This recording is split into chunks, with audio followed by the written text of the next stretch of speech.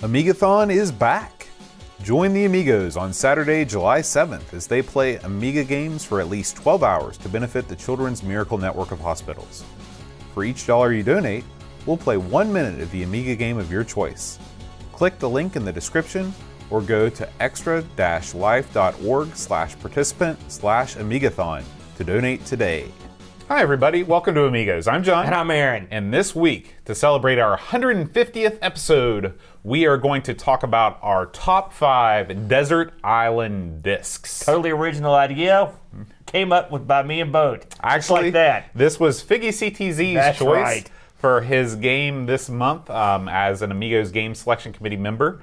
So thank you, Figgy, for suggesting we do Desert Island Disc. It's the oft duplicated, but I guess it's kind of always imitated as well. I'm gonna give Figgy Duplicated and imitated. I'm gonna give Figgy a shout out, a double shout out, because this guy's everywhere.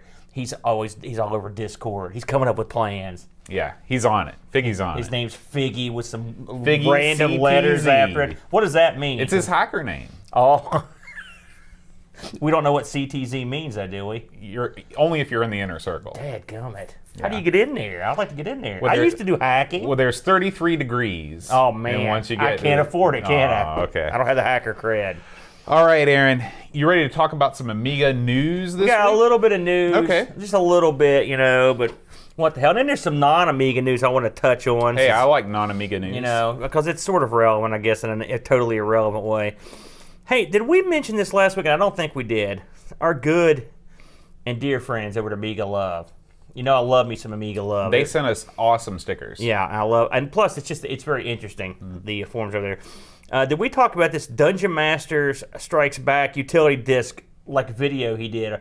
It was very interesting, and or actually, I think it's just a thing he wrote up. But no, it was a video. I couldn't remember for sure because it's been a week since I looked at it. I like the title screen. Yeah. He goes in. He talks about the utility disc that came with this game. Now, I've played the original Dungeon Master, and I've had a cup of coffee with the sequel. Mm-hmm. Which really it's more like a add-on, I guess. But I did not know there was a utility disc that you could do stuff with, and he goes into it. It's pretty interesting. What you can mess around with. Now, Dungeon Master, is this a game where you're creating dungeons? You play the role of the bad guy basically, and the heroes are trying to run through it? No. You're thinking Dungeon Keeper. Oh. Yeah. Anyway, it's pretty interesting. Again, I always like to give Amiga Love a shout out. I hope he was able to find the guy who had, because we covered them a month ago or so about the Amiga 1000 hardware card. He was looking for the accelerator with the extra stuff on it. He was looking for the guy that made it so he could reproduce them. So I haven't heard anything about that updates for it, but hopefully he's doing okay with that. This is a pretty extensive animation for the beginning of this game. Oh yeah, man, that's the way they did it. So here's a wacky one. Man, I almost hate to even mention this because I fear that this could pop up on the Amigathon. But Dreamcatcher found a game he claims that may be worse than Top Banana. Oh my gosh. Never Oh good. My gosh. Now, I looked at this game, and it looks, a part of me is interested in this game. It's called Kang Fu. So, it is exactly what it sounds like. Basically like a Kung Fu kangaroo. Right. And then what they did was they used sort of new technology to put like real life graphics behind. You know what it reminds me of are those Laserdisc games. Exactly. Exactly. Except far, far worse. I have not tried this because I had a feeling I'd try it where I wanted to or not here soon, but it's Dreamcatcher. He always does the top shelf work. And how he came up with this, I mean, have you ever heard of this one at all? No. I have not ever heard of it, so it's a little creepy that he could find it, but he finds all the weirdness. And of course, it's super duper in depth. It's good stuff. Good stuff. Well, there is an option. Somebody donated money and said, John and Aaron, you each get to pick a game for 30 minutes. Man. So Lionheart for an hour? Lionheart for an hour. Beautiful, man. That's all it is. So, now get this. Here's another. I think we previewed this. We don't do too many game previews, but I recall talking about this one before, Alco Copter. Now, this is a puzzle game where you use a helicopter that runs on alcohol. That's my kind of copter. Yeah. And if it runs out of alcohol, it goes down. That's my nickname, actually. Ironically, when I run out of alcohol, I stay up. But when I have more alcohol, I go down. It's that song about, getting back up again. You get knocked down, then you get up again. Do you remember who sang that song? Chumbawamba. That's right. Who else would it be? I'm just thinking of all the stuff you don't know, but you knew that. I don't know who Scatman Crothers is, but I know who Chumbawamba is. It is odd, isn't it? It is. Scatman Crothers is like the Jazz Hall of Fame and stuff. And you're a big jazz guy. You love you some jazz. I figure Chumbawamba is going to enter into the Rock and Roll Hall of Fame any year now. Are you kidding me? Get that out. So this one just came up as I was literally coming to the boat studios here when this one popped up. Now I have little information, just what I read. I found this on a forum.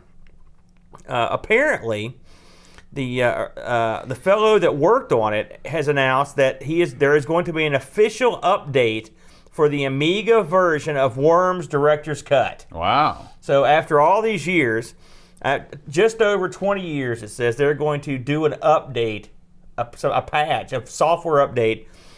I think they said they're going to distribute it on the news groups or something like that. That's awesome, because I believe they just put another update out recently for another old game. Well, I believe all of Team 17's 17's games are in. They put all of those old versions in the public domain, so they don't have to fear any kind of reprisal. You gotta love Team 17, and they're still kicking, and they put out good stuff. And I'm a big Worms guy. I love Worms. Said so. That'll be fun. And it's funny, I don't think I've ever played the Director's Cut. I've always just played the regular one, so I'm about to look into that one.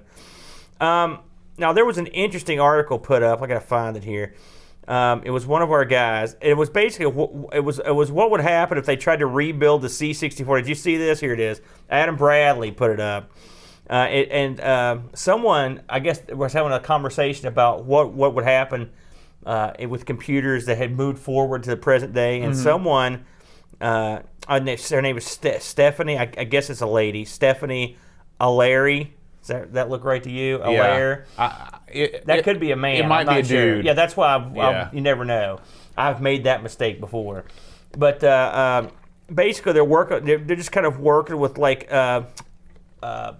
old chips and processors to basically come up with what would effectively, like they're calling the Commodore 256, which would be the next iteration of the venerable C64 line, and they in the article they say basically like, well, listen, the C64 was out, the 128 was out, and then when the Amiga came in, they stopped working on the Commodore line, moved into the Amiga line. What would have happened if they'd kept going?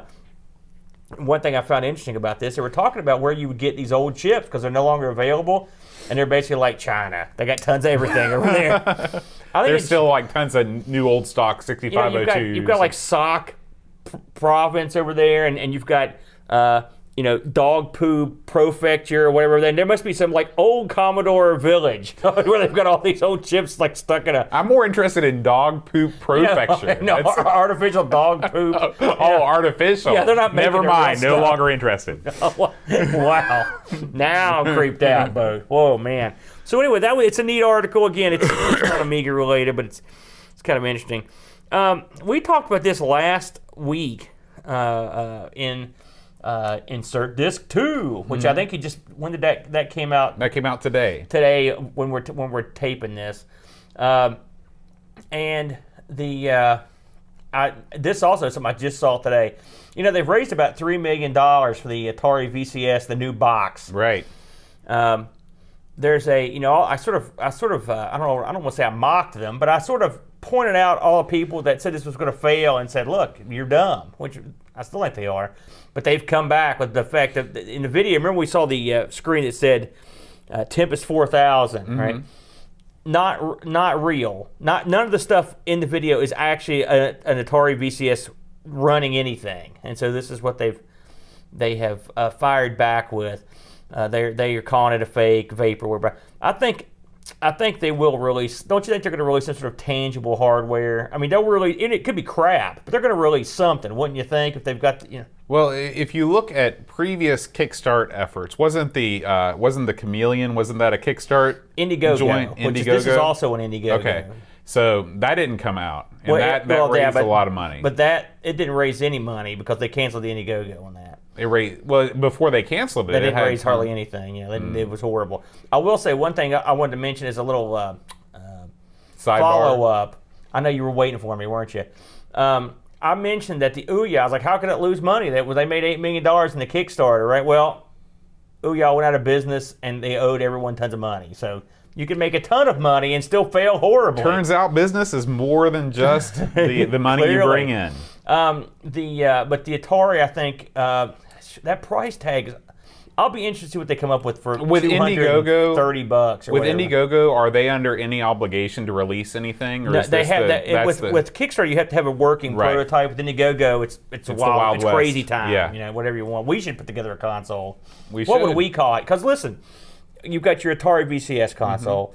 Coleco is working on like some new mini arcade machines, so they're not out of it yet. They just announced the Intellivision Mini with Tommy Tallarico backing it, among others. The Blue Sky Rangers are involved. Neo Geo has that crazy looking gimmick coming out. That's a Neo Geo Mini. It's coming out. Of course, Nintendo has just re-upped some trademarks for some N64 related stuff. So everyone's speculating that the N64 Mini will be coming, which it doesn't take a rocket scientist to understand that. You got the C64 Mini. So you've got there's many minis. I guess is where I'm going. So what non-spoken for mini would you make? That's a great question because I know the answer for me, but what would you? Well, I think I sort of mentioned mine on our insert this too. But where would you go? I think that you could re-release the Vectrex but not make it a vector screen. Just make it an OLED screen, which look pretty awesome these days. You can make it really cheaply. You could make it a color screen, so no overlays would be needed. And well, no, that wouldn't work because overlays have more on them than just different colors. They've got there's actual targeting stuff. Wait a minute, you mean you stuff. can't put targeting and graphic stuff on an OLED screen? Oh, you mean have it simulate? Yes. Oh, okay. Whoa. Well, I mean, why I else didn't know would where you were going there. I didn't know. I mean, it's an interesting idea. I don't know how much appeal it would have without the actual vector. I don't know how much appeal it would have with the vector monitor. Well, I think it would sell pretty well because why not? Everything else.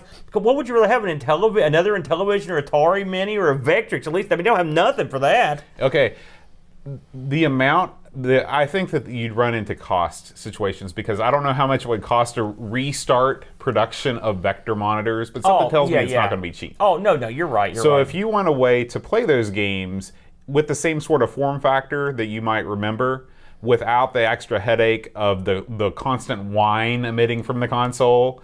Well, you can fix that. That's fixable now. I suppose it is, but I've yet to play a Vectrex that didn't have Listen, one, I get used to a constant whine every time I do this show. Whoa! You know, now let me just say this thing and we'll move on. We can both agree now that you were wrong and that I was right, and the Amiga Mini is imminent. It will absolutely come out. Go ahead and tell everyone that right now on the 150th episode. Aaron was right. Go ahead. I'm ready to receive the accolades. There is no way in this world that console will ever come out. You heard him. You all heard him. Because the speculation is already running rampant. Yeah, you're right. The speculation is running rampant, therefore the release must be imminent. We'll see about that. I'm going to remember this. Yeah, remember That's why I wanted to get it out Episode on the 150th. That way I could come back and be like, oh, there you go. I knew it. All right, let me see if I got anything else in the old ticker here. I think I didn't see anything else in there. Now, hold on a second here. Let's see. That's old. And I think that's it. Oh, I guess we should probably plug. Again, we're doing, if you don't tune in, we always do a insert disc 2, which is a lot like what we just did. Just me and Boat blathering about whatever we want to talk about. My brother is now firmly in control of our sister show, ARG Presents, and this week we will be doing games on the Sega CD / Mega CD. And I will reveal that I can't remember what Brent's game is. Come to think of it, I'm not sure he ever told me. But I can tell you that my game will be Eternal Champions, the Dark Side, the CD version of Eternal Champions. It should be awesome. I'm looking forward to playing that. Is it actually called the Dark Side? I can't remember the exact second part of it. It's the Dark Side something. I can't remember, but it's the CD version. It's much different. They added a lot of stuff to it. You know me, I'm a big mark for the Sega CD. Have we forgotten anything other newsworthy items? I know, I swear, it's something else I wanted to talk about. I can't remember what it was. My poor memory. That's all right. It's sad. We move on. So, before we get into our desert island games here. Since we've been, this is now our 150th numbered podcast, and I'm sure there's a bunch of other crazy stuff. God knows how much stuff we've done. What do you take away? What are the big takeaways from doing 150 episodes of Amigos? When you look back, what do you look back on fondly, and what do you look back on with disdain and anger and angst? Well, I think that the Amiga has a depth and a breadth of titles that I didn't realize it had starting out. I figured when we started Amigos, I figured it would have your normal kind of swathe of games where you'd have, some arcade conversions, some run and gun games, you'd have a couple strategy games. But the Amiga really, I would go out on a limb and say, aside from the PC, which you can't compare anything to just because the PC's lifespan is so long, it has the most variety, just sheer variety of titles of any gaming platform. It does have a huge variety.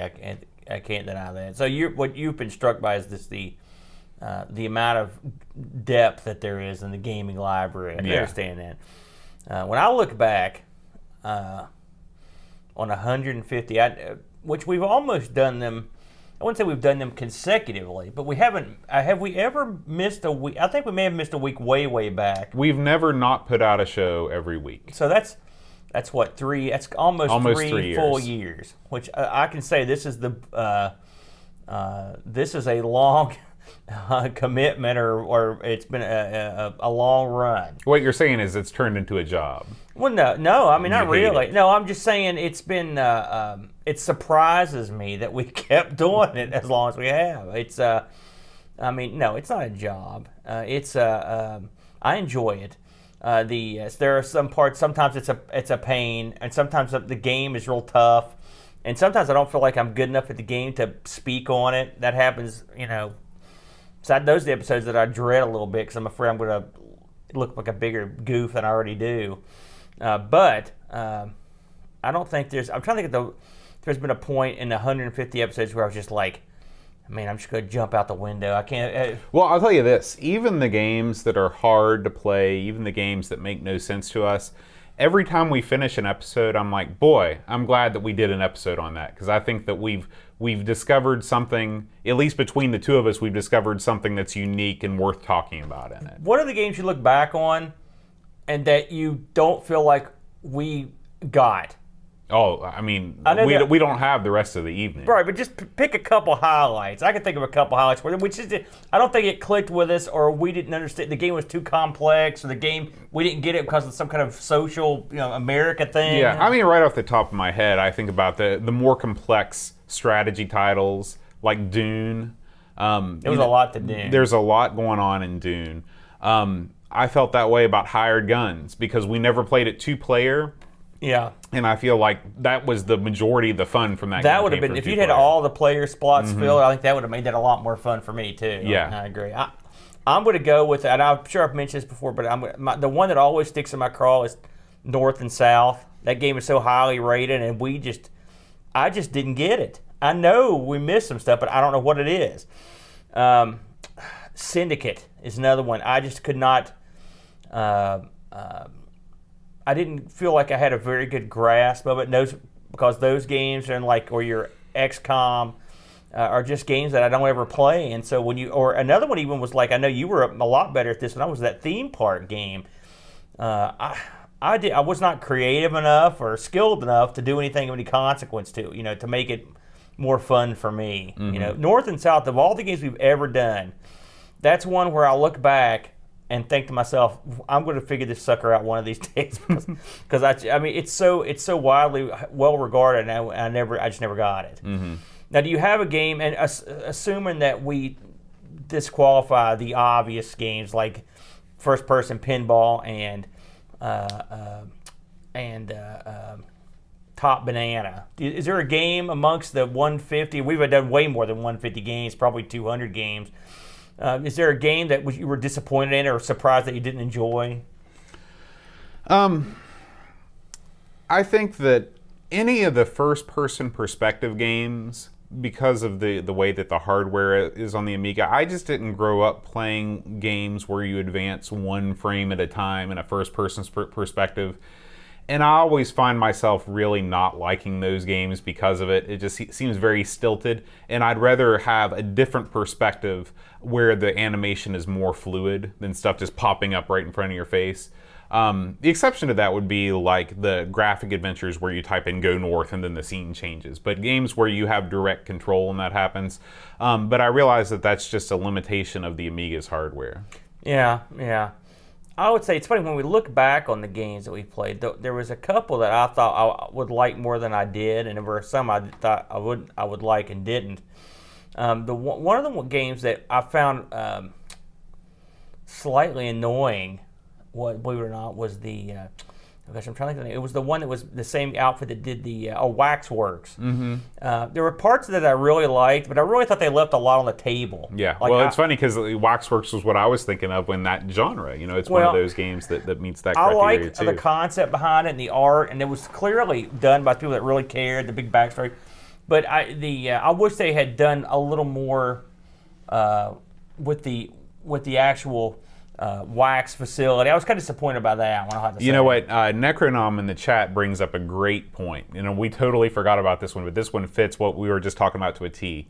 A game that we know should have been great that we just didn't get at all. Whizball. Yeah, it was the first Whizball 1. I've never been good at that game, and that's another one I went back to. And people love it. People love it. But you're right. That's one that was. We're just playing it wrong somehow. There are some horrible arcade games that I didn't like, and I'm going to go with Altered Beast, which you praised, I think, at some point in the past. I got confused. Clearly, that was. What a dud. And I will say, from Uruguay. We didn't do them on the show, but I did the Outrun Europa, Outrun, and the other Outrun Turbo.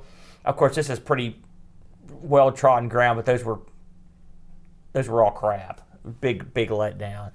So, your surprise favorite out of 150. Can you think of one that you thought, man, this is great? Yeah, my surprise favorite was definitely Flight of the Amazon Queen. Now, that's exactly what I was going to say. I think that we're a little bit biased because we tend to remember shows that have happened more recently than shows that happened before. There might have been a game that really surprised me from like episode 25 or something. But just off the top of my head, I never thought that I'd be able to like any graphic adventure game just as much, if not more, than Monkey Island. Well, I've got two. And you took one of them because I don't care when we did it. Those aren't my type of games, and that one was a lot of fun. Mm-hmm. Beautiful, colorful, the right genre, the right presentation. The other one, and this one blew my mind for different reasons, and I'm sure I mentioned before, Sensible Soccer. I didn't think I could get into a soccer game that much, and it's a lot of fun. It's one I still load up occasionally and play. And I don't know how many. That was a long time ago when we did that one.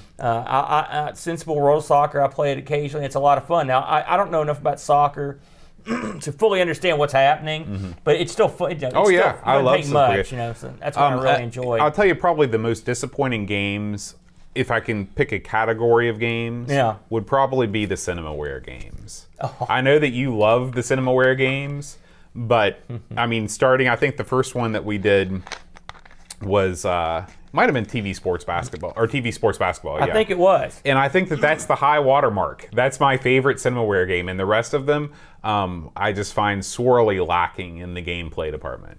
I'm going to disagree with you there. I know you will, because you love Cinemaware. I'm not going to go into it right now, but I may touch on that later. But yes, I do like Cinemaware. Now, again, some of their gameplay, they're not all gems, but they're all well produced and they tried hard. And they were breaking new ground. It came from the desert. Does it get repetitive? Yeah, but look at what they're doing. It's an interactive film. It's as close as you're going to get. Mm-hmm. So I think you're being too hard on Cinemaware, personally. Well, with all that in mind, you ready to jump into the... Let's jump in. This is effectively 5 games we would take with us.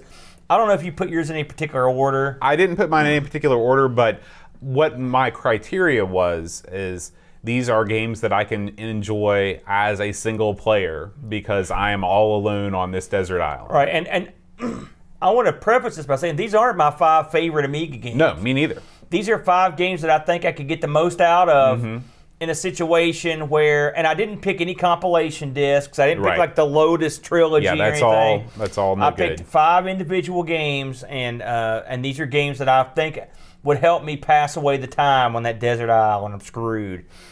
So, why don't you go first this time around? All right, my first game was Lotus 2. So as we talk about these games, I'm going to be pulling them up on YouTube, and we'll have some gameplay footage in real time. And if you in the chat room can think of 5 games that would be your desert games, throw them in there. We'll read some of them off. Yeah. So, Lotus 2, as you can see, we have our desert island background Very here nice. for 150. Why did I pick this game? Well, I wanted to have a racing game because racing games are something that you can never master. You know, you can always get better. You can always improve your time just a little bit.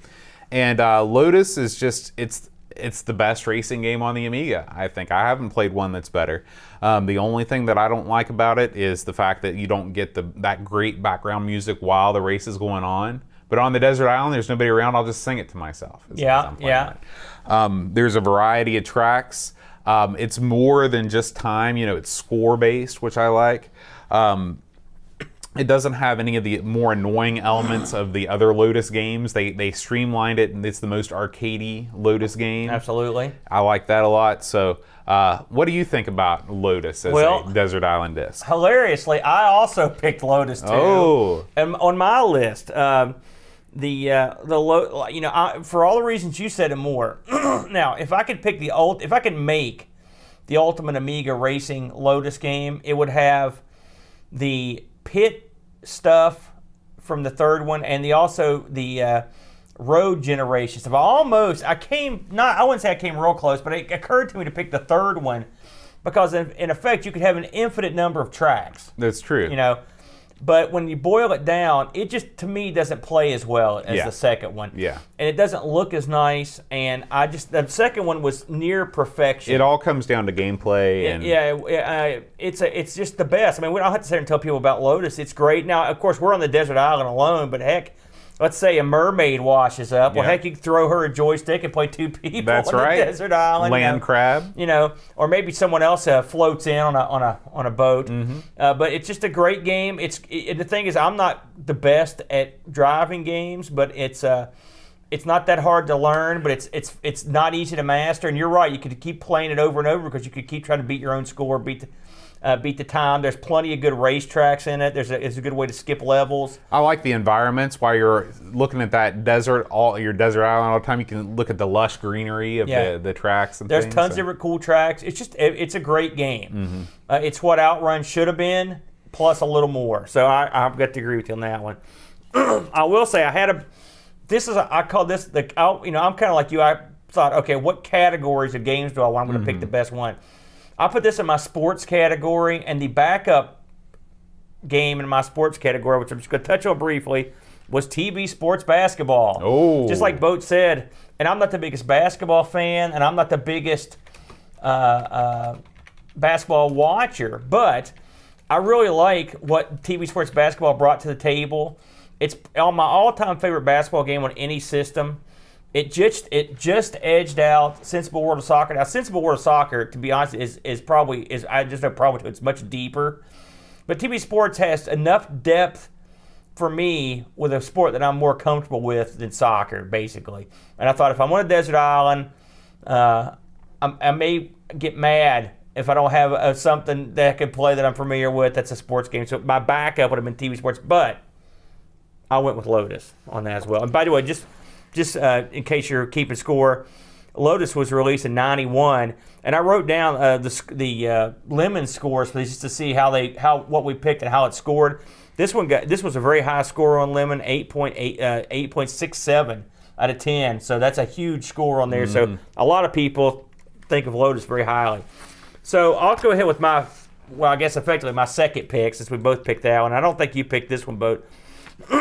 My second pick is going to be from Cinemaware, and you know I love it, and I had to put it on my list, which is Wings. Oh.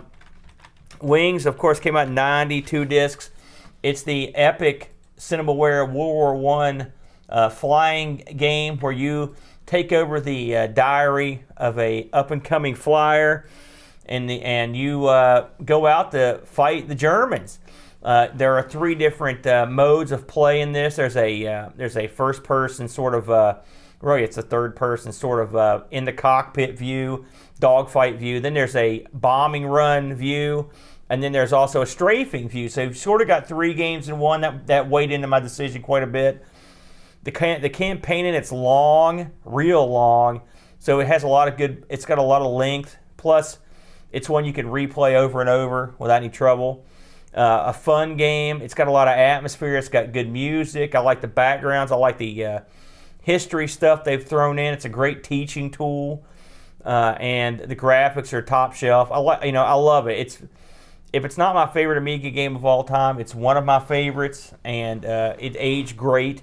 I'm gonna go when I pictured these this contest or whatever we're doing. I thought, okay, we're gonna have a Amiga that can run this stuff, that has a CD-ROM, for example. So this would be, if you run this on a better Amiga, you get better gameplay, obviously. So that will fall into it as well. But Wings, it's a great game. It's the best thing CinemaWare ever did, ever, and it would be my pick on the desert island. I'm surprised you like it more than Three Stooges. A lot more. Three Stooges is fun, but you could not play that for that long. You'd go mad because there's not a whole lot of depth to it. Where this has oodles and oodles of depth. So that's. Yeah, I'll say Wings is definitely among the better CinemaWare titles. I certainly liked it more than it came from the desert, and I don't know if I liked it more than Three Stooges or not. I think that I like them both about the same, but I do prefer TV sports basketball. Well, It Came from the Desert was more ambitious. It was probably the most ambitious thing that they ever did at CinemaWare, but it was so far ahead of its time that it wasn't ready for prime time. But I mean, it's still a fun game. But this one had it all. I'm not a big flight sim guy, but when they get one that's simple and arcadey, I'm on board. I was going to say, if you're not a big flight sim guy, you'll love Wings because it's not a flight sim. What? No, it is. It is a flight sim. It's a dog flight sim. You don't have to do, but it's easy. Anyone can pick it up. It's one button. Yeah. That's why I like it. So there you go. All right. So that was Wings. And it, by the way, had an 8.76 on Lemon, which again is a very high score for a game on the Amiga from the Lemon folk. They're a tough bunch. What do you got, Boat? My next game is what I chose as my arcade selection. So for my next game, I chose Parasol Stars. Do you remember anything about Parasol Stars? I remember Parasol Stars, absolutely. So Parasol Stars takes some of the best elements of games like Rodland and games like Bubble Bobble, these single-screen platformers. And the thing that I like about Parasol Stars is, one, it looks like an arcade game. I mean, it looks great. Parasol Stars was actually not an arcade game. It never got an arcade release. It was just released on the Amiga and I believe the TurboGrafx. But the sprites are so big, bright, and colorful. There are so many different ways you can play the game, whether you want to use the water to whack your enemies with, or whether you want to you just hit them straight with your umbrella. There's so many things. There's, all the fruit and junk that you pick up is real bright and colorful. I mean, it really doesn't do anything, but that's supposed to be in an arcade game. It doesn't have to do anything. It's not like it's Zool or something like that. There is a 2-player option for any mermaids that come by. And again, it's just one of those games where you can really just zone out. It's got great music, and just have a blast. I liked Parasol Stars. I prefer some other games of the same genre, which is what's the one I like? Liquid Kids. I think is a better. It's really a side-scrolling platform. Well, it's very similar, including the way you use water and stuff. I mean, it's clearly they influenced each other because it's the same outfit that did it. Parasol Stars is. You're kidding me? This never got an arcade release. You're kidding me. No. Well, it looks just like you could put this in a cabinet without any trouble, and the it's all good. In terms of arcade games, this is one of the better ones we looked at. I know it's more your style than it's mine, but I did like it. It's a fun game and it looks great. I mean, and it's unique too. I mean, it's really an unusual game. The main character sprite looks a lot like the guy from Rainbow Island. It does. Which I will admit, I think I like Rainbow Islands more than this. Really? But I do like this too. I wasn't as good as this. I wasn't, but I like Liquid Kids better than both of them. No one ever talks about Liquid Kids, and I've been wanting to cover it sometime because the Amiga got I think it was an unreleased port. But Liquid Kids is sort of like if you took Rainbow Island and this and like gave them the ability to scroll, you would get something like Liquid Kids, and it's a lot of fun. So that's one we're going to put on the docket at some point in the future. Cool. But yeah, not the worst choice, but not the worst choice. So I wanted something that was an exploratory. I thought if I'm on this desert island, I've got to have something that I can do that will make me feel like I can go somewhere else, right?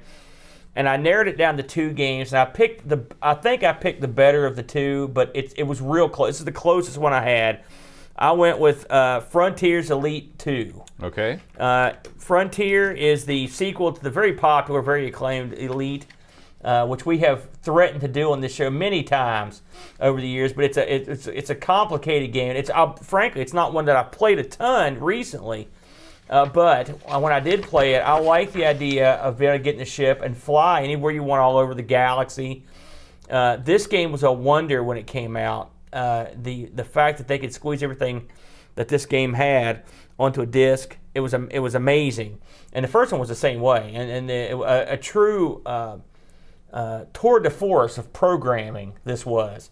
And this was, I mean, of course, we know Elite Dangerous, which is out now, which is sort of the 2016 version of Elite, and it was fun. But I mean, it's a worthy successor to a game where you just got different ships, went to these different planets.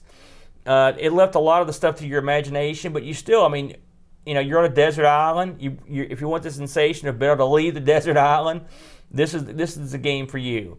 I like the fact that there's a social aspect in terms of the bulletin board system, which is, I thought about even putting Neuromancer in here too, which I knew that wouldn't be a popular choice since everybody hated Neuromancer. But one of the things I like about Neuromancer was the ability to post on the bulletin board, get and receive messages, and this has a similar. You can get on bulletin boards for jobs and stuff, so you can sort of feel like you're online, even though you're on a desert island. So you can sort of pretend.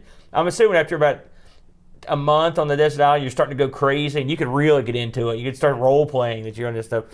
But I always loved this game. It came out in '93 and was a instant hit. And it's been talked about. The opening to this game is the #1 spec demo for anyone that gets a new Amiga. They always fire up the opening of this, where it's at the ship taking off and landing and fighting the bad guys. It's got the cool soundtrack. So this was a pretty easy choice, and it was popular on Lemon. This thing scores an 8.09, and that's really the CD version. The disc version, it scores an 8.48. So they're both highly regarded. I would probably go for the CD version, but that's just me. I know you've never played this one, have you, Bo? No. I've only played Elite Dangerous, but if I was on a desert island and I did not have access to Elite Dangerous, I would probably put some time into this, and I'm sure I could learn it eventually. I'm assuming that the desert island discs will not be cracked versions. They'll be the retail copies with the proper docks. We've got the docks, everything. They're all laminated. Now, I'll tell you, my backup. This was a tough one for me. It was real tough. And this might surprise people after they watch my Amigos play on it. But the backup choice for this would have been Wing Commander, which is a great game. The Amiga version is hampered unless you have an accelerator of some sort. But it was a great game on the PC. Now, I preferred the sequels more than the original, but the original was still great. And it also gives you that feeling of going out in the universe. Now, this one, there were two things that really sort of tipped me over the top on it. One was the fact that this was fighter-based, and this was it's not, you can't just take your ship out and just go wherever you want. There was that.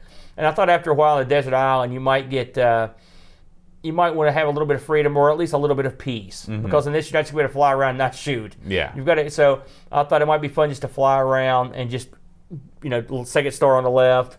And straight on till morning. That's right. So that was my reasoning behind that. So yeah, it was Elite 2 with the backup being Wing Commander. What do you got for your next one, Bo? My next game, I sort of went in the same direction that you did, as something that I knew I could play forever and kind of escape the confines of the desert island, and I chose Civilization.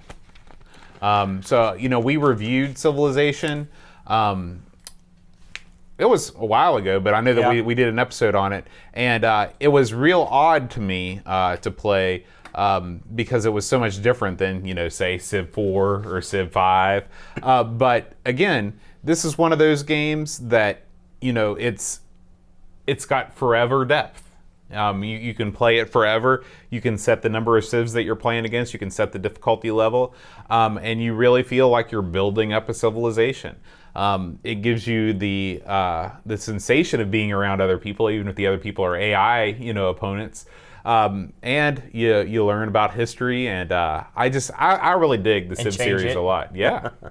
I'll tell you something. No one's going to believe this, but I actually considered this one myself. Really? And the reason is, again, these games are not necessarily my bag, but I did play Civ back in the day quite a bit. I've forgotten everything I remembered hardly, except for we did that review. Some of it came back pretty quick, but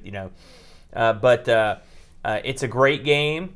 It was a great series starter. You're right. You could play it forever. And it's a good choice. If I didn't pick a turn-based strategy game, or I didn't pick any strategy games on my list, but if I was going to pick one, this would probably be near the top because, it's a brilliant game. There's a reason why we all know who Sid Meier's is, because he came out with something. And the fact that the way the game plays, it's just familiar enough to make it feel like you're not being hammered with stuff you don't know. But I like the fact that you could take these civilizations and give them specialities and stuff that they never had. Yeah. And you can rise up. You can play civilizations that went away and could crush people. You can be peaceful. You can be, you can fight. There's a lot of options. Good game. That's a good choice. Thank you. What's your next choice? So I went in a completely different route here. So I've got my kind of adventure game, and I've got my space game, and I've got my sports game. So what else do I like? I like fighting. Yeah, you do. Now, fighting games on the Amiga are, let's say, it's a mixed bag. How about that? Let's be polite. But I wanted to get something that I want something I wasn't intimate with, but was still good. Right. Okay. And I will admit, this is a game that we reviewed a long time ago, and I never played it before. But the more I looked into it, the more I liked it. It looked good. It played good. The game I'm talking about is Fighting Spirit. Oh, I did not expect that on your list. Fighting Spirit was a fun game. This is the one with the tiger? That's right. Oh, yeah. It's got cool music. It oozes coolness. Now, of course, this came out in '96. And was, and by the way, good luck finding you a copy of this thing. It's not the easy. It's, you're going to pay. But it looks like something you would find like a Neo Geo or something, and it plays quick, and it's awesome looking. The art is really nice.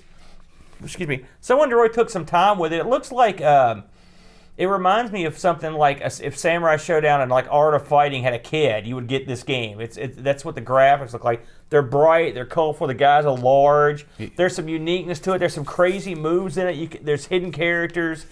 It's just a neat game. But the thing I like about it the most is because you can have all like Body Blows has some pretty cool characters in it, for example.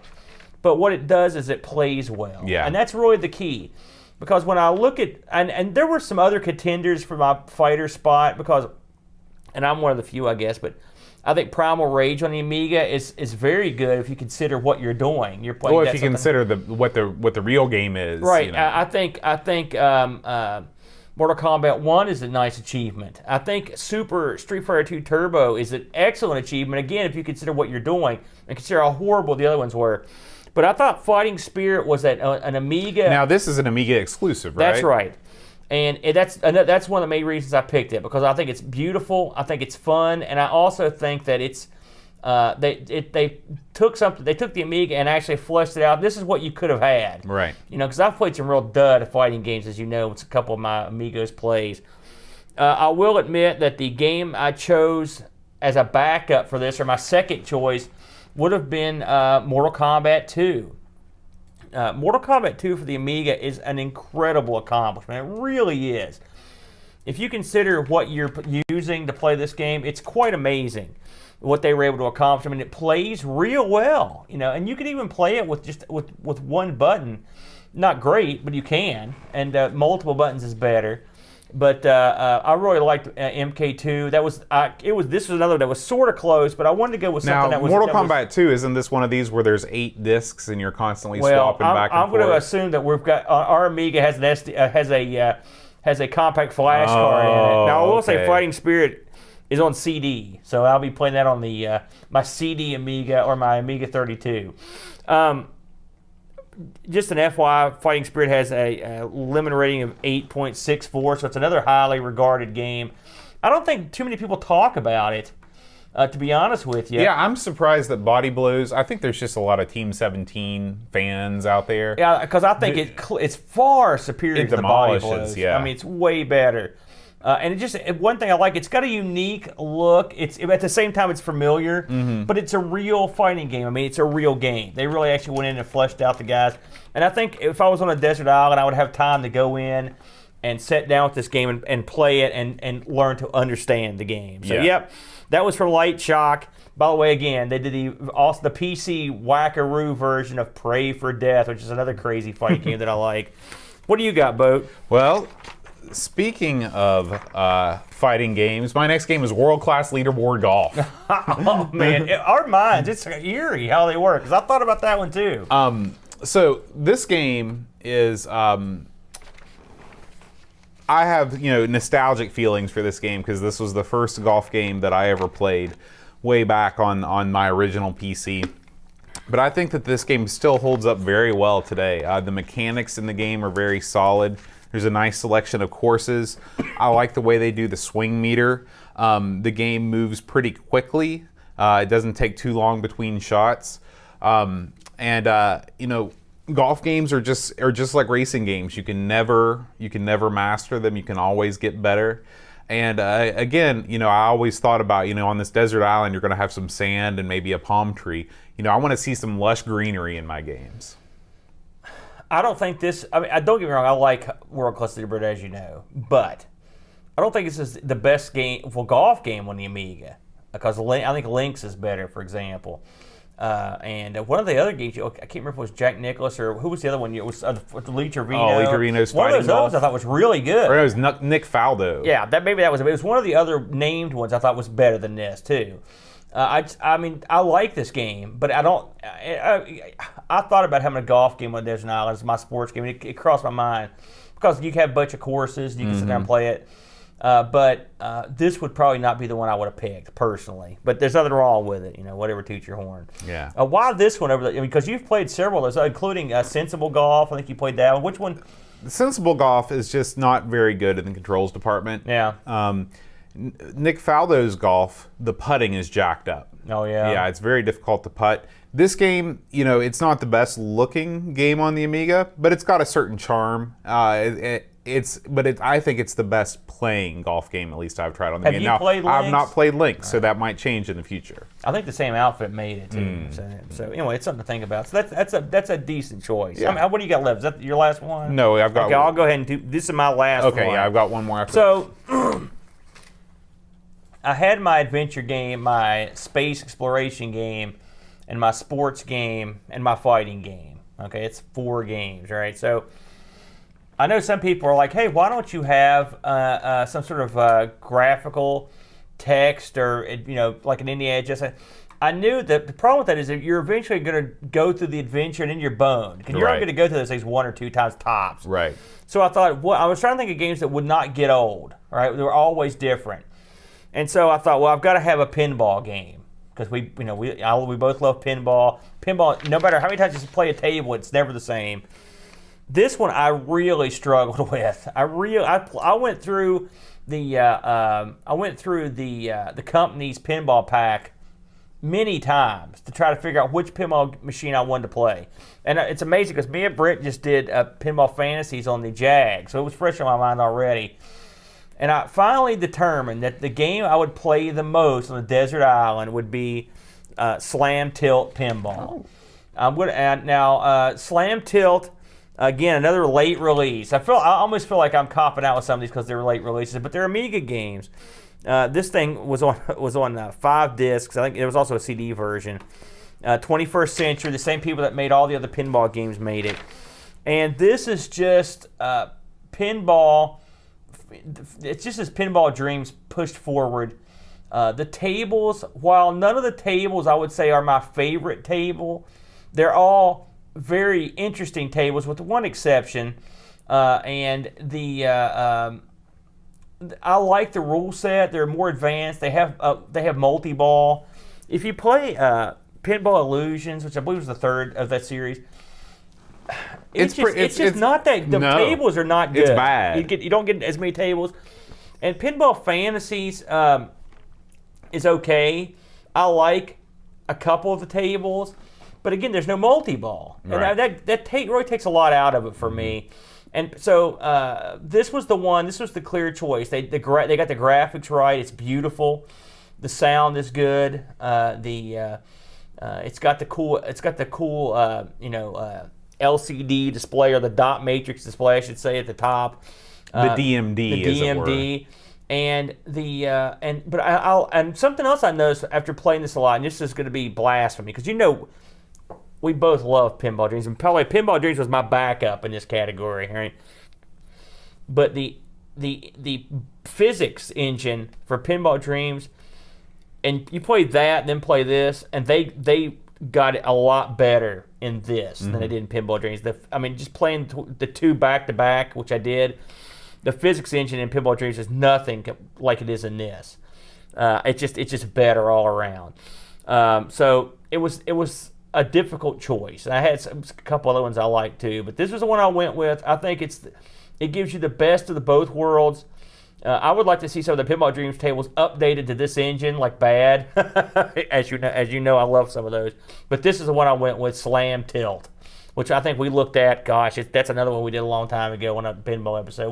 What do you think of Slam Tilt? If I would have picked one of these, I probably would have gone with Dreams. I understand. But if you went and did as much research as I did, you probably would change your mind if you played these back to back. I'm sure that it's just because I haven't played Slam Tilt as much, and I'm sure that the tables are better designed in Slam Tilt. But on the whole, I tend to prefer games that are that have the alphanumeric display rather than the DMD. And we both agreed on this, that the one thing about Pinball Dreams that had it going for it was, since the alphanumeric display took up less of the screen, you got more of the table, and that hasn't changed. Now this does have a high res mode when you go into multi-ball, which is nice. Which I'm assuming that's why the other ones didn't have it. Yeah. I can't take that away. Yeah. Pinball Dreams, that's its big advantage. It's funny. It's a double-edged sword, because when you don't have that, you sort of miss the DMD.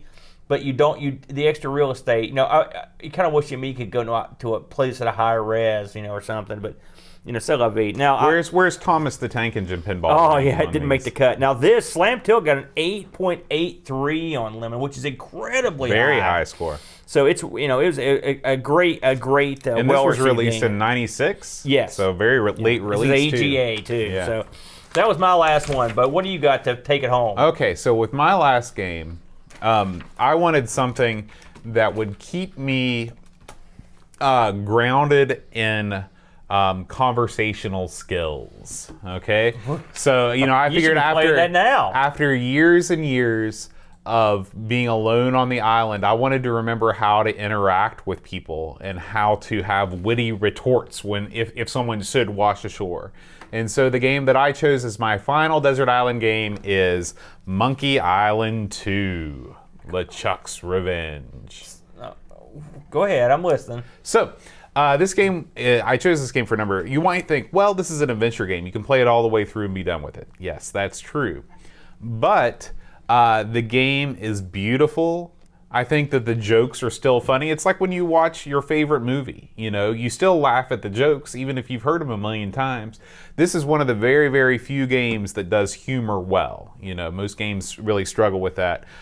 Plus, going through all the different conversation options, I know that, the games that I've played, I'm sure I haven't explored every single option for every single character.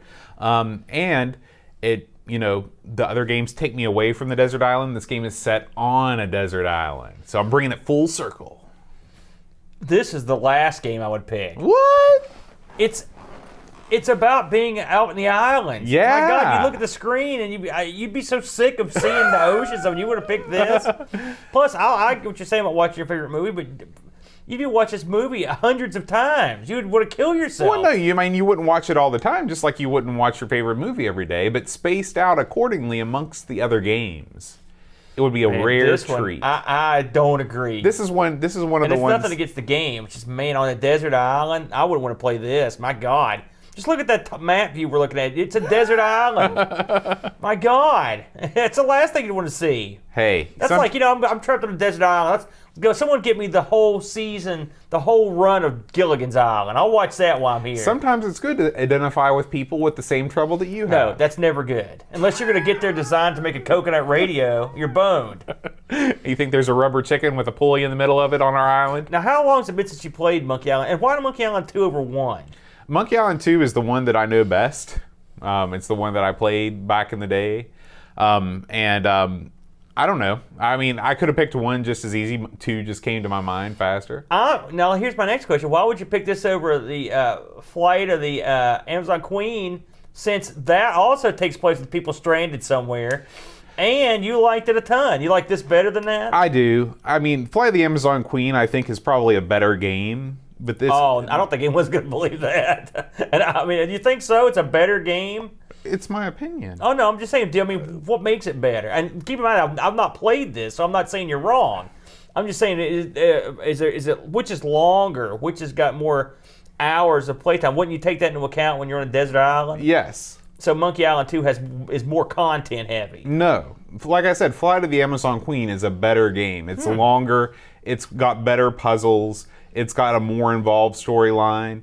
But Monkey Island has that certain something. And it's got a certain charm about it that the first 3 Monkey Island games, but that Flight of the Amazon Queen doesn't have. I'm going with it because because of that. Fair enough. Now I'm going to put you on the spot here. You get, let's say we add a spur of the moment 6th pick. All right, just out of the blue, because I'm thinking of the categories I got, and the one category that I didn't pick that I usually would be an arcade style game. I don't know what you're lacking on your list that you would have put in. Is there one that you would like to have put in that we haven't talked about? Probably Sensible World of Soccer. I feel like I could get super, super awesome at it. So when I do leave the desert island eventually, I just go to that Sensible World of Soccer World Cup they have in Germany and just wreck house. I think mine would probably be Lemmings. That's a good choice. I think Lemmings is a long game, and you could try to come up with different ways to play it. It might be kind of fun. Another one I thought about was that game Benefactor we tried a while ago. Yeah. That's another deep game. That's true. There's probably different ways to beat it. So, but the problem with putting an arcade game in, it's the reason I didn't do it is because I figured I would just get. It's hard to think of one I wouldn't get sick of after playing it a million times. Sure. So I don't know. I played Do Run Run a lot. I'm still not sick of it. Well, there you go. Do you want to see if the chat had picked? If anybody sounded chat, off in anybody here? In the chat have any? Let's see. Looks like. Well, we got a lot of chat to scroll through here. Eye of the Beholder 2, Rake Dangerous 2, Paradroid, Pinball Fantasies we talked about from Hasifa. You missed one. Wings. Oh, we don't mention Yeah. Thank you, Hasifa. Well done. Paul H. in the chat says Gunship 2000, Silent Service 2, Frontier, Colonization, Turrican 2. So Colonization is another game I played. Turrican 2, of course, that's another game I'm not very good at. I see Steve also mentioned Test Drive 2, which was great. Good choice. Yep. Duncan Styles, Bubble Bobble. Yep. Knights of the Sky. I've never heard of that. I have. It was great. It was a flight sim. Now, what does Joseph say there? TV Sports Football and Tom Landry Deluxe. Now, I actually played that. You never told me there was a Tom Landry football game for the Amiga. I actually bought the gosh. box copy of Tom. I love. What do you want? I'm a Cowboys fan. Is he standing on the cover just with his arms crossed with a fedora hat on? That's exactly what he said. That's good. That's good. exactly what it is. Tom Landry was the coach for many years. Who else we got here? What did Necronom say? Go back. Scroll back up for a second. He's got UFO Enemy Unknown, Frontier, Millennium 2.2, Microprose Golf, Breach 2 or Cannon Fodder, Lemmings, Emerald Mines, Genetic Species, and Hunter. He went way out there, didn't he? Yeah. Hunter is going to be one of those games. I think somebody has requested it again. I think that's that Metal Gear Solid type game or not Metal Gear Solid, GTA like game. Oh, the one, yeah, that was crazy Yeah. one too. Man, people have a lot of good stuff in here. Yeah. So it looks like I see fast. There's no honorable mention for Settlers. I thought about doing Settlers, but I had to pick Civ over it. I just think it's a deeper experience. I wasn't real keen on the interface for Settlers. Yeah. To be honest with you. Right. All good choices. From just as I scrolled by, I'm going to look at these in depth later on. But yeah. You could come up with 5 different games. I could come up with probably, if I had my druthers, I'd do 20 games I could take. That would have been a lot easier. Coming up with 5 was tough, and even now I'm not 100% sure of my picks because if you're stuck there forever or for an undisclosed amount of time, I don't know. The only one I'm 100% sure about is Elite. I'm sure I could play that one forever. Never get bored. Yeah. All of you, those of you listening after the fact, we do record this show live almost every Friday at 5:30 p.m. Eastern. We will be off next week because I'm going on vacation, but you could hang out in the chat with the crew like Steve Rasmussen, Paul H. Necronom, Hasifa, Tragard 1982, Joseph Harrison, Necronom, Henrik Anderson, Nightbot, of course, always hanging around, but he's not a real person. Duncan Styles is here, so anybody else I missed, sorry. Thank you so much for hanging out in the chat with us and being part of the Amigos community. We do have a Patreon page if you'd like to support the show at patreon.com/Amigos podcast.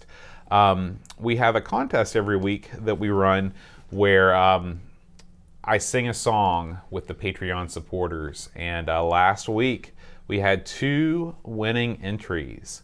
Both Paul Kitching and Duncan Styles correctly and Seb Kiernan. Seb Kiernan also got it, and I forgot me. I knew it. I don't count, though. Did you know it? You never told me? No, I did know it, yeah. I don't believe that you knew it. What was it? Wasn't last week the Phantom of the Opera song? What song from Phantom of the Opera? Music of the Night. All right, you did know. Oh! Okay, you're the man. Just finally, recognition. So we're about to launch into the next round of the Patreon Song Challenge. So if you know the answer, if you know what song I'm about to meticulously rendition for you, you can send me an email at john@amigospodcast.com, and you can tell me the title, and I will announce you during the show if you're the winner. Well said. So the contest is try not to throw up during this rendition. Yeah. Or try not to sue us if you're the guy that wrote the song. Go ahead. Yeah, here we go.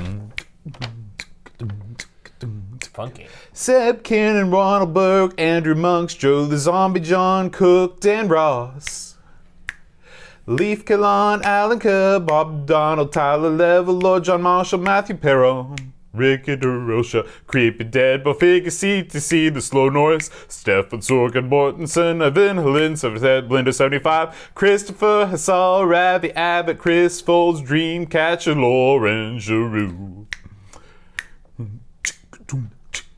Graham Vebke, Brent Dowdy, Lane Denson, Adam Battersby, O'Brien's Retro and Vintage, Gary Huckasey, Brian Joes, Paul Harrington, Duncan Styles, Alan Kebab, Anthony Jarvis, Tapes from the Crypt, Josh Nan, Adam Bradley, Jonas Rulo, T.H.E., Eric Nelson, Kim, Tommy Humbert, Stan, Daniel Bankston, Brutal, Barracuda, Darren Coles, Jason Warnes, Pixels at Dawn, and Kjol Bjorn Barman, Ba-da-doo-doo-doo-doo. Yeah. Jazz hands. Wow, that was... You really went nuts in that one part there. Well, thank you. I enjoy going nuts during that one part. Speaking of going nuts, you know what drives me nuts sometimes? What's that? Going 12 to 15 hours in an Amiga marathon. Who would do something crazy you like that? Out of your freaking mind. And yet... Amigathon is coming, guys. It's less than a month away. No, it is, isn't it? Less than a month away. You can join us here on YouTube live on July 7th, starting at 10:30 a.m. UTC. for a at least 12-hour Amiga marathon. That we're closing in on 12 hours, and it's going to be more than that here pretty soon. We're almost booked for the entire 12 hours. Yeah, and so if you would like to, of course, we encourage everybody to watch, and if you would like to donate to Amigathon, for every $1 that you donate, we will play 1 minute of your favorite Amiga title or an Amiga title of your choosing, and all of the money, 100% of the money, goes to benefit Children's Miracle Network Hospital. So it's all going to help sick kids. Good cause. And we're really, really looking forward to it. We've had such a great response so far. So many of the guys in the chat right now have donated, and we hope that we are able to reach and surpass our goal of $1,000 this year. I have a feeling we're going to be going longer than 12 hours. I have a feeling so too. Because the lead up has been huge. It's been bigger than last year's, which I thought was inconceivable. So I got a sneaking suspicion we're going to be booked up for. If we go 14 hours, I won't be surprised. That's going to be. That's going to be a real barn burner. Yeah. And of course, we'll have a rotating cast of characters. Aaron and I will, of course, be there the whole time, but Brent will probably show up. Young Chad, possibly old Chad. Young Chad's the one that scares me the most. He's the man with pie. Limbering up his pie hand. Which reminds me, with every $1 that you donate, you can choose to have that money go to either Aaron or my account. And whoever has the more money in that account will get the pie in the face at the end. Am I still winning? No, I have taken control, and it looks as if we did Amigathon right now, I would get the pie in the face. Now, when you say this will go to our account, they're going to go to our side, but the money all goes to charity. All the money goes, this is just, it goes to... It goes to my account. I promise I'll take it to the charity. Yeah. No, it all goes to charity. No, it's all, we never even touch the money. It all goes through Extra Life. If you go to extra-life.org/participant/Amigathon, you can donate right there. And it's 100% tax deductible too, so keep that in mind. If you want to get in on it, I would act quickly to get in on the initial 12, because I'm sure we could expand it, but there can't be too many spots left just out of that initial 12 hours. Right now we're at 11 hours and 45 minutes, so we're going longer than 12. Keep in mind too, we'll keep donations open throughout the entire Amigathon as well. If you've already donated and if you thought of a different game you want us to play, or if you just want to watch us play more Amiga, then feel free to kick back in. Hopefully they'll be like for $50, I can grab you and just pound the heck out of you, just wham, just like whack your mouth. Is that what you want to do? Well, I mean, for $50, you would do it for $50. You'd take a beating, wouldn't you? No. How much would it cost to get you to let you get the tar beat out of you? I don't want to talk about that. I don't want to have this conversation. $200 for a beating. That seems like a good deal. All right, guys. Thank you so much for watching. Oh, before we go, we should talk about next week's show, which is going to be a little different, right? So with Boat, you want to describe what you're up to? Next week, I will be departing these shores and arriving to the country of. I don't even know where I'm going. I'm going to France. I'm going to France to a desert island. Yeah, my wife and I are going to make our maiden voyage to Paris and see the sights and do fun stuff.